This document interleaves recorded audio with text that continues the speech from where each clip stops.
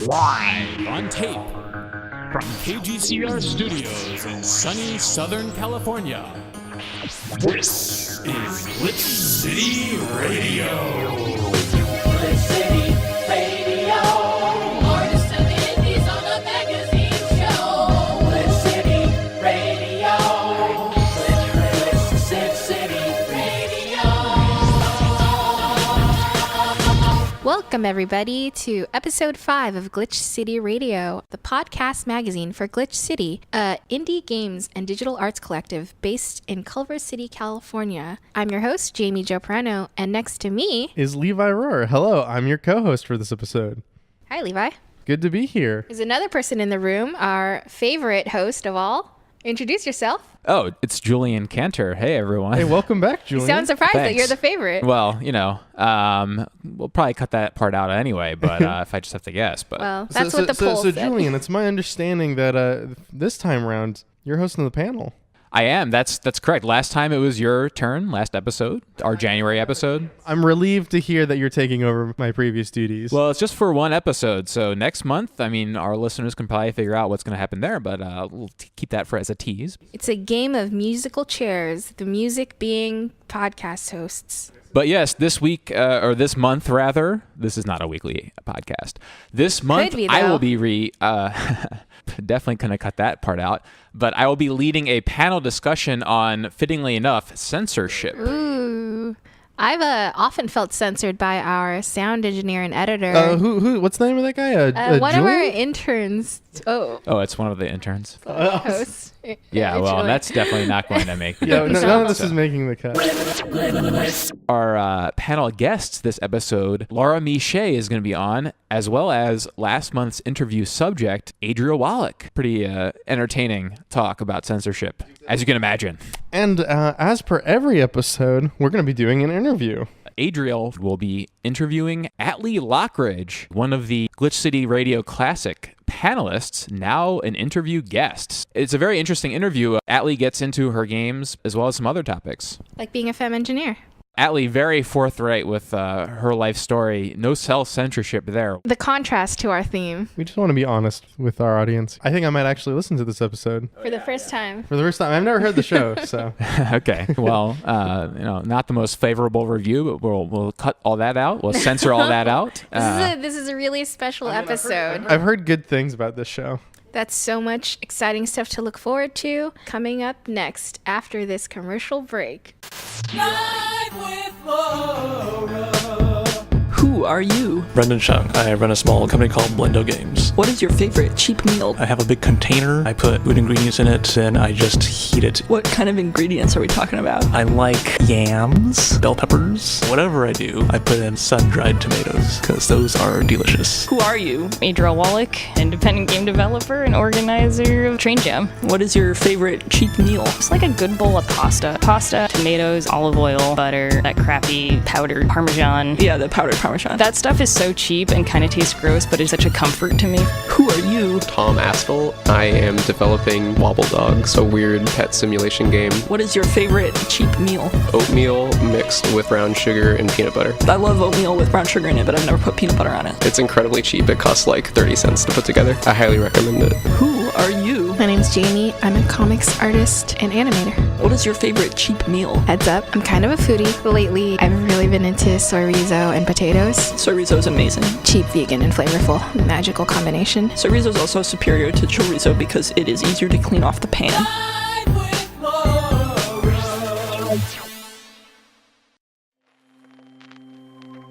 This episode is brought to you by Divina in honor of the struggle for self and love. Use VR to analyze emotional systems within the context of Davina's relationship with their mother. The player accompanies Davina in a heightened psychological moment of their life. By orienting lenses, decide whether it's the right time to reach out. Divina by Atley Loughridge is available now at atl3y.itch.io. And we're back with our illustrious panel here. To my left, Adriel Wallach. Hi. Adriel, I heard you on the last episode. Fantastic performance there in your interview. Thank you. And you're going to be conducting an interview later in this show. Any hint as to who you're going to be interviewing? Atley. That's not a hint. That's just an answer. Wow. Just cut right to the chase. Cut right Cool. in there. I don't want to dance around. Well, our audience probably already knows that from the, title and everything. I'll probably edit all this stuff out. But anyway, and across from me, we have Laura Miche. Yeah, that's How's it going, me. Laura? I'm doing very good. I'm alive. That's saying something. Yeah. Laura, familiar to our audience as the host of Live with Laura. The only segment on this podcast. Yeah, we'll have to work on that, but yes. Everyone should make a segment for this podcast. You get your own theme music and everything. It's amazing to have theme music. I revel in it. Sometimes I think about the fact that you had to make theme music for me, and it makes me feel great. You should make theme music for everyone. Just every single person who comes on this gets a new theme. Adriel, if you want to host your own segment like Laura does, I will make you a theme song. And if you don't have any segment ideas, I have a bunch, so. Challenge accepted. I just want a theme song, that's all. I'm not sure how to come up with a transition into this topic that we're going to get into here, but censorship. Censorship. Censorship, the very hard-edged theme of today's show. Yeah. Have either of you had any experience with censorship? I've literally never been censored. Ever. I guess, is it like capital C censorship? By the government? Like government censorship, or like little c censorship, like don't say that word? Those are very different things. Well, I've never been censored by the government, for sure. I mean, me neither. I don't think but I've been to China where you're behind the firewall, so I've been to China, too. Yeah, so there you go. You've dealt with censorship in a form. But I left really fast, and it was for business, and I had access to a illegal VPN for part of the time. Yeah, I think everybody has had an illegal VPN that goes there. Just load up a VPN, and then you can access Google again. I love to Google for things like sandwich recipes or the definition of a Greek word, things that I wouldn't be able to do if I didn't have illegal VPNs in China. So you do have some experience with subverting a government censor, which is pretty impressive. Oh, yeah. Both I love of you. subverting a government. I used the VPN to watch Netflix when I couldn't sleep. Nice. I couldn't have expected better answers to that question. Yeah, but I'm not a creator who's created works that have been censored. I played a game of yours before. Yeah, well, thank you. It was interactive fiction. Like all of them. Yeah, it's good. The Magic Pyromancer. Wait, which one? There's like a aristocratic family. You played Swan Hill, my only successful toy game. I don't know if I would call them pyromancers, but they do fire magic. Okay, excuse me. Isn't pyromancy the same as fire magic? I think you can create a fantasy setting where people use fire magic, but pyromancy is not a word in that setting or not a concept in that setting. The same way we can talk about fire, but when we talk about fire, it's not called pyrolinguistics. It should be. I mean, I would love it. We don't have a concept of the discussion of fire being a discipline in the same way that pyromancy suggests that fire magic is a discipline in a fantasy setting. That's so much more thought about those words than I think I've ever thought about those words. You could say you're a pyrolinguist, really. Yeah, I'm going to put that on my business card. That should be at the top of your business card because it makes you sound really cool. Getting back to censorship, the ever-flowing fountain of good discussion here. Beyond just the actual definition of censorship, which is, as we discussed, the government imposing their will upon you. I guess the medium C censorship would be a platform limiting speech in a way that rankled its users. I know that there's some distribution platforms for games out there that limit the types of games that can go on them. Such as Steam, for example. Such as Steam. Where does the line fall for curation versus censorship? I think it's fine for a platform to not allow things to be published on it. I think the problem is that Steam is so big that this dominates what people are able to do, and it causes real financial harm when they do this. Whereas if there was more platforms... Well, wait, aren't there more platforms? There are. Yeah, itch.io, best publishing platform out there. So we have those forms of censorship. You both have also worked jobs in addition to your independent works. Did you ever feel like you couldn't express yourself in that job? And is that an appeal of being indie, that you don't have those restrictions? I feel like there's different type of restrictions of what you can and can't do working at a quote-unquote real job versus working as an indie. Because when you're working at a job, things that you do are going to reflect on your job. And so that's why we have stories of people who say something and then, it blows up on Twitter and then they get fired because their employer goes, oh, you are now the type of person that we don't want to have at your job. And so there's a sort of self-censorship that has to happen there. And then, as an indie, you are your own brand. There's topics people don't want to talk about because it'll reflect poorly on them. I do know that some people feel bad after the years of stress of trying to maintain the correct social media personality for their business or whatever. I think Twitter's bad, and I probably shouldn't even use it. Twitter's a toxic system that allows you to say something and then have no control over the way that it is dispersed or what audiences it finds. You know what? I've got an unpopular opinion. Someone should hack Twitter and shut it down. Whoa, call back to previous episode. Something left on the cutting room floor. This maybe I don't know. We'll anyway, see, but okay. There's plenty of ways that I can say the things that I want. And if I wanted to say those things in a more eloquent way, I could probably write a blog post about them. That would probably be better for everyone. You mentioned the blog post and games as another avenue for your expression. And I was wondering whether another facet of censorship could be thought of as just like a different filter that you're putting on your voice. Do you find that you kind of are censoring certain thoughts in your games that you're putting out on Twitter, or that you're putting different kinds of thoughts into your games? There's a lot of stuff in Swan Hill, the game you mentioned, that is stuff that I feel strongly about, but I don't really discuss on Twitter or discuss much anymore at all, because I feel like I just got all my opinions out on that topic when I made that game. The cool thing about creating an art project that has like a ship date is that you have to tackle something that you believe, and you have to fully articulate something and then be done with that particular articulation of it. So it's definitely true that I say different things in my games than I say when I tweet. I don't have anything that I've made in a game where I've thought like, ooh, I need to change what I'm saying. When I make stuff, it's just about how I'm feeling about something, but never like a very controversial topic or anything. I think more so than anything when I'm on Twitter or other social medias, and especially because I have like a huge following on Twitter, but like a pretty decent... Right. To me, it's huge. I mean, different world, but yeah.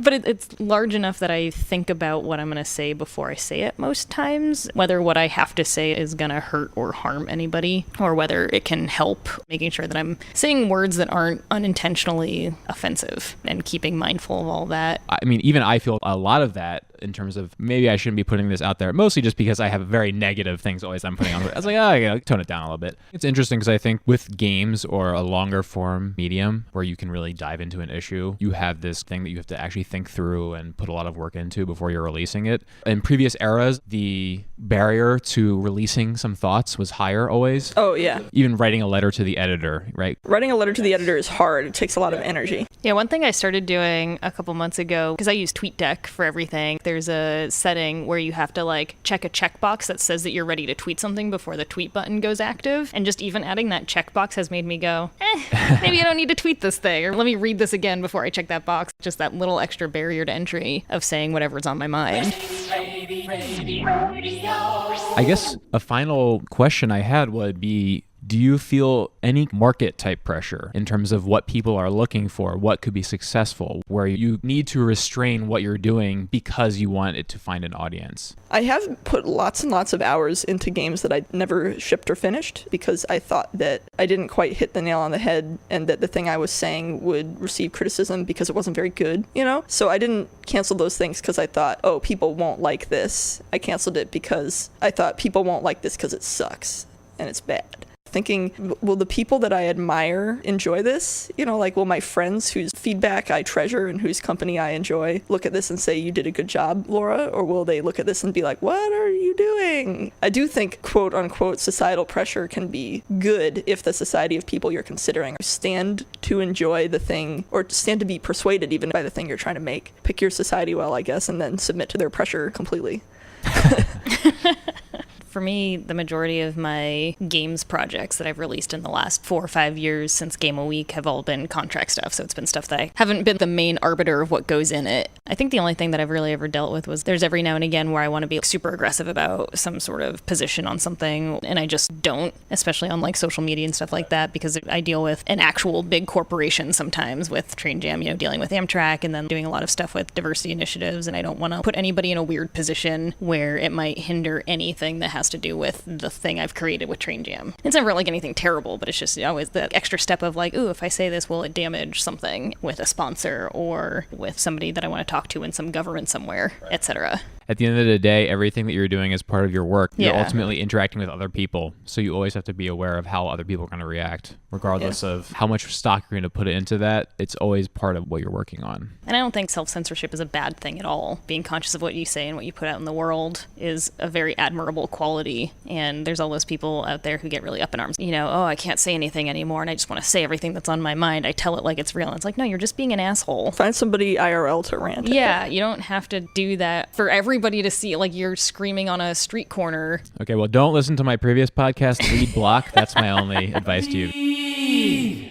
A lot of things that probably no one cares to listen to. But won't it hurt your previous employers to... Oh, yeah, we can't talk about them. Okay. I shouldn't have even brought that up. I'm sorry. I apologize. Anyway, well, thank you so much, both of you, for coming for this discussion on censorship. Very wide-ranging. If I need to censor anything from the discussion, I'm more than happy to do it in the cutting room floor. So You should have picked some political prisoners to talk to instead, because we're not... Just make this entire episode one censorship beep, and that's it. Okay. I think that might be the key to expanding our listener base. People love long beeps, right? I think that's a great idea. I will definitely raise that to the host group here we have. But thank you both for coming. It's been great. Adriel, next up, you're going to be conducting an interview. I sure am. So stick around. We'll get right to your discussion with Atley Loughridge.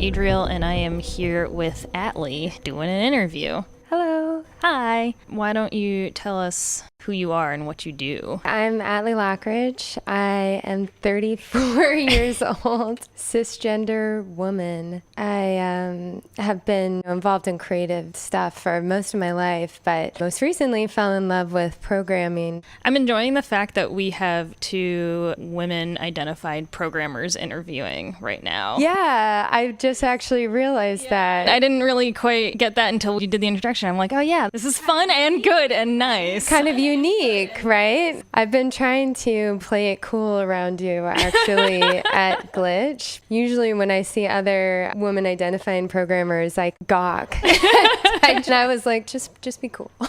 As it's been getting better and better over the years, there's still that, oh gosh, like there's another one, yay. Yeah, exactly. There's still not a ton of us. So on the last episode, Brendan interviewed me and he started out with a question that I really liked, and now I want to turn this into a thing. What did you have for breakfast? Waffles. What kind of waffles? Vegan waffles. I'm a big Leslie Knope fan, so I've been eating waffles more regularly to sort of commune with her fictional spirit. What is it about Leslie Knope that really gets you? So she is a quote-unquote good doer, but experiences both sides of that coin where people kind of hate her for it. And I really identify with that feeling of trying to be pursuing this moving target of ever better ethical conduct for yourself, but then ruffling the feathers of people around you, feeling like you're sort of placing this pressure on people or just opening up stuff that people don't necessarily want to talk about. All of my work is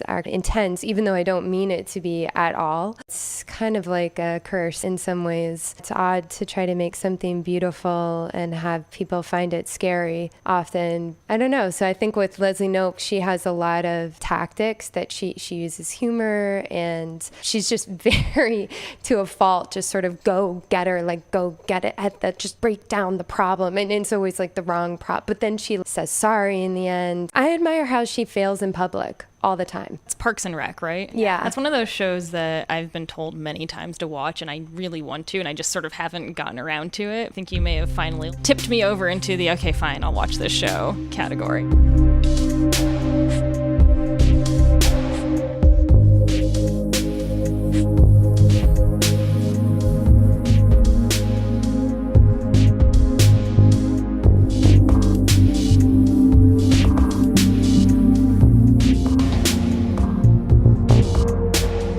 Your projects delve into pretty serious topics and very interesting, like, internal places. What's something that you've worked on over the last few years that you're most proud of existing? I've been sort of on a journey towards being more honest in my works and more present. Divino, I did a couple years ago, and it was starring a trans woman who was struggling with trying to call her mother. And it was a story that was very close to my heart, but also was not a character who I specifically identified with, but one who I felt for.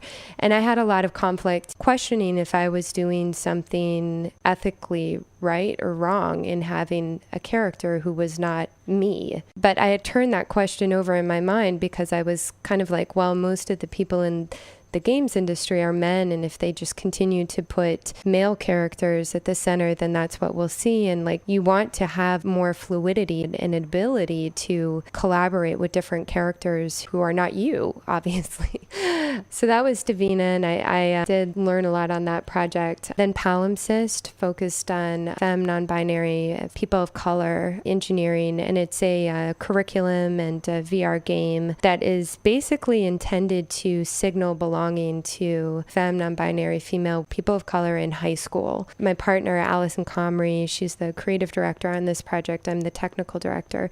Went to a South Central high school and spent 4 months doing an after-school program there and working with 16 students to develop the game. In their engineering practice, they then took our source code and remixed it to sort of make their own work, and that was the idea of Palimpsest, which is a tablet which has been overwritten, etched out over time, and you can see these layers of what had been written prior.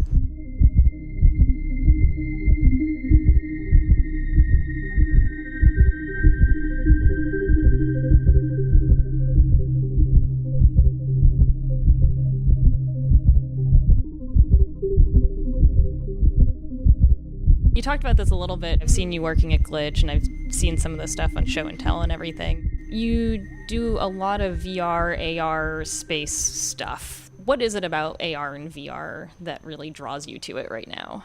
I've actually experienced VR before I had hardcore committed to learning to engineer. I was at Ken Perlin's lab in New York, Perlin of Perlin Noise, who created that function. He got an Academy Award for graphics. And we were using the Gear VR with phones and a motion capture system and self-made trackers, 3D printed with retroreflective markers. And I just fell in love with it. Prior, I had done theater, and I think something about the spatiality just really called to me. I had spent so much time in my life being an actor on stage that I was like, oh, the player is the actor. They're like leading in this play that they sort of have a premonition for how it's going to go. And that's when I really doubled down on learning to program, was by Ken's encouragement. Recently, I've been experimenting more with PC work. I do want to reach more people and have a smaller development cycle to just focus on design. I've been meeting with people who make games that I admire and playing games that I admire and sketching things out on paper, on napkins, similarly to this. Just thinking about agency and story, letting my mind sort of dream. I feel like once I have a dream about something, then I'm probably going to make it. Like a literal dream? Like you've dreamt it while you were sleeping? Yeah, I'll wake up and kind of start there. At some point, there will be like a very demanding napkin that I've drawn at a restaurant or something, and I realize that I'll be giving another year of my life to something that nobody will see. I'm picturing your place to just have a ton of napkins with a bunch of different writing all over them, like pinned up to the walls with like the strings between them as well, and you wake up from a nap and you're like, oh gosh, and then you put up another napkin, you have another string that you connect to everything. I wish that I put them on the wall. I have nothing on the walls. Start hanging napkins up. No, I should. I just find them everywhere. I find them in my coats. I lose them. And I once had somebody ask me how I come up with ideas for games, and it was such a simple question, but it was something I just couldn't answer, because it's stuff like that where it's like, oh, well, I was just out for a walk and I wasn't really thinking about anything, and then I thought about a bird, and then it made me think of this and it made me think of that, and that's an idea. And it's very similar to that of just like, oh, I have a dream about this, and now it's on a napkin, and now I have to make it. Right. Is there anywhere else you normally get like inspiration from, or is it just that? My problem would be too much inspiration.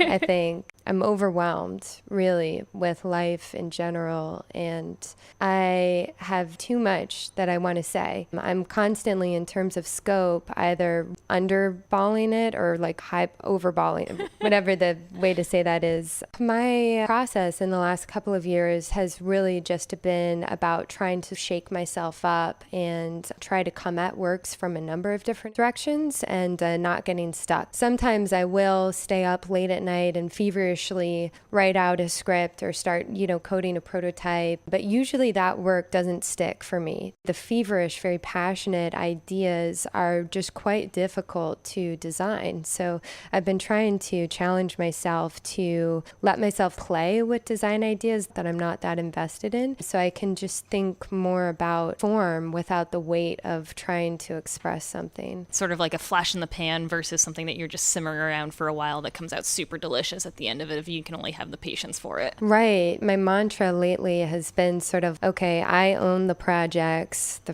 don't own me. I can disengage. I can decide that I've made a choice that I don't agree with. I think the interesting thing about being an aspiring creator is that everybody is an aspiring creator. Anyone who creates, the approval that they're seeking is in their own heart and how they see themselves in their next step in terms of their growth or their journey in life.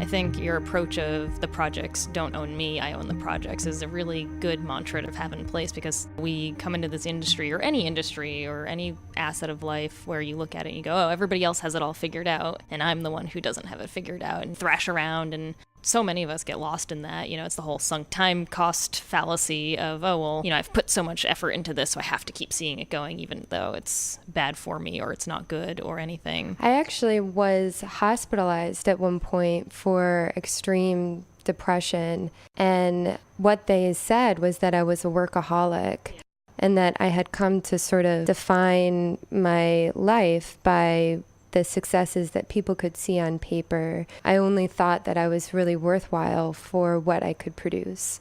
I had flipped in my head this idea that I come first and then the projects come out of me. So if I am destroyed by the projects, there won't be projects after that. And one thing that I think about often when I see new creators who are latching on to something that they are birthing out, it's important to support people at whatever point they are in their cycle of birthing a project, but also to remind them that there will be other works and they will be better. Your work doesn't define you. And I think we, especially as independent creators, there's such that pressure to be like passionate and it's your whole life and you dedicate your whole self to it and you destroy yourself for a project. And that's something that I know a lot of people have been pushing back against the last couple of years. And I'm happy to see that. Like even just little things, like I see you doing like little yoga stretches every now and again at your desk. True. And I always look over, I'm like, oh, that looks so relaxing. I like seeing other people doing the tiny little things during their day to get out of their head just for a second. I've been trying really hard to have like a very strict like morning routine that has nothing to do with work.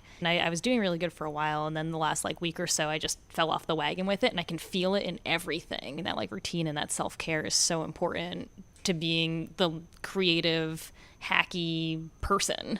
It's a whole process, and I think this is similar to any sort of creative field where to some degree you're a performer and you're getting up every day and putting on some sort of outfit and going somewhere and sitting down with whatever your tools are and performing. And if you're performing, you're looking for that audience reaction. And I hope that this theme sort of takes on in all different creative fields is to return to your internal questions. It's been helpful to me to consider my sense of identity as malleable, as multiple, just to let myself have these conflicting sides of myself, lots of inner conflict. So my latest project is trying to laugh at this, which I'm quite early on in. And I was trying to write a script for Palimpsest, and I realized that I kept on coming back to these themes of sexual assault in engineering. And I realized it was actually a terrible match for that project, because what I'm trying to do is have femme, non-binary, female, people of color want to join the field. And if I put in my own worst experiences as an engineer, that's not very effective in getting people to want to join. And also it's very much so my experience and not necessarily anybody else's. So that was an example example of really struggling with a set of game mechanics and a narrative that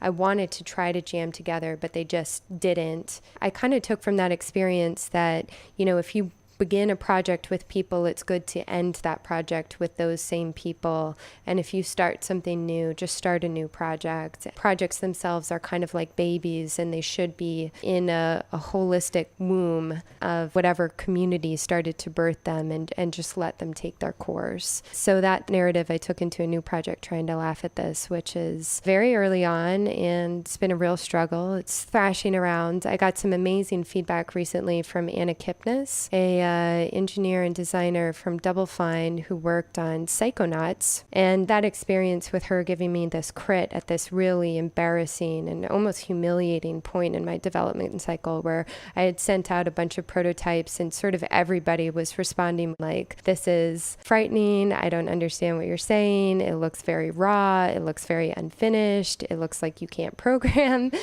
And I had, in my sort of manic 4 a.m. playing of this prototype, I was like, this is amazing. This is everything that I've ever wanted to say. Like, I'm finally breaking through, and I'm finally able to wield programming and design to be my power. And nobody replied to it the way I did. It was heartbreaking. And my advisor, Tyler Hurd, he does very bubbly, fun, dumb joy is the emotion that he goes after with his work. He did Beachbody Bros and Butts and Old Friend, and I worked with him on Chorus. Anyway, he's my advisor, and Tyler was like, why am I your advisor for this, Atley? I never try to make people feel uncomfortable. And I was like, Tyler, I am also trying to make people feel comfortable. And I'm trying to navigate that gap as a person and as a designer, making material about things that are very sad and traumatizing to me. And he said, talk to Anna Kipnis, and she gave me a 1.5 hour critique. And I have to say, the experience was like having someone pave a roadway out of hell. I wanted to tweet that. And I mentioned that because I was overhearing the last conversation about Twitter, and I felt like people just wouldn't be able to understand it. But that was what I wanted to announce. Not pictures of my newborn baby or my marriage or my new job, because none of those things exist for me. But I was truly found in that critique. Everybody says playtest your work, take notes, track patterns, but playtest it with the right person at the right time.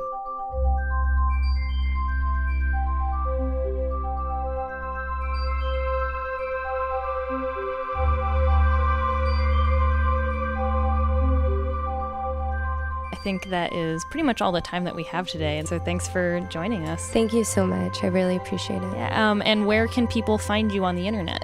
ATL3Y on Twitter. And again, I just want to encourage our listeners to make space for your creativity. Make space first, and creativity will come.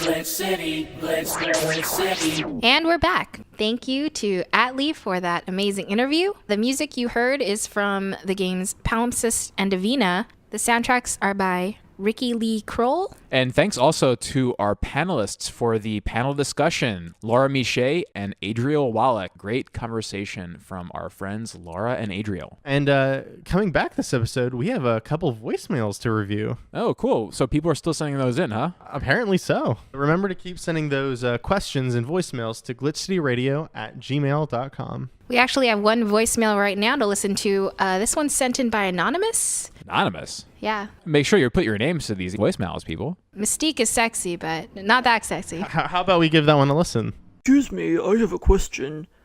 Are video games art? Any hot takes on this one? I mean, short answer, no. Yeah, in summary, I've got a... They aren't. We do have in the intro song there, artists and indies. Right, so it's very mutually separate. exclusive. Yes. Well, yeah, there's two separate categories. Yeah. So, okay, There might definitive be some, answer there. maybe some overlap. It also looks like we have another question from a repeat caller, Kevin. Oh, Kevin. I remember Kevin. Hey, Glitch City. This is Kevin. Thanks so much for answering my question on the previous episode. It was such a thrill to hear y'all answer my question that I told all my friends to rate and subscribe on iTunes so they could hear it. Now here's my question. When y'all make games, do you use PC or Mac hardware? I'm in the market for a new computer and I'm wondering which way to go. I run Linux exclusively. Wow, impressive. I'm just kidding. I think whatever machine you can get your hands on is the one you should make games with. And whatever operating system you're most comfortable working with is the one you should be working in. Yeah, I mean, I fully agree with that. I work on Mac machines pretty exclusively, and I enjoy the fact that you can dual boot Windows and Mac OS. Really easily. Useful, yeah. It's very useful. Yeah, I mean, just for me personally, I have a Mac computer, I have PC computers, but I mean, more importantly, Kevin, let's get some better questions if you're going to keep calling in. I mean... Agreed. The quality of questions needs to raise, otherwise we're going to have to start censoring. No. Okay. I feel for Kevin. I empathize with Kevin. So any final notes here before we put the wraps on episode 5, Jamie? Oh yes, another reminder that if you are a subscriber to our Patreon, you get early access to our episodes a week in advance. There's also exclusive behind-the-scenes content on our feed. The only way you'll get it is if you subscribe. And also make sure you subscribe, rate, and review on iTunes. You know, that's one thing. Kevin, got to give him credit. He did pick up on that note. So thank you, Kevin, there. And we'll be back next month in March. So tune in then for another episode of Glitch City Radio. Glitch City Radio. Artists and indies on a magazine show. Glitch City Radio. Glitch City Radio. Boop boop a doop a doop. Boop boop. Boop boop.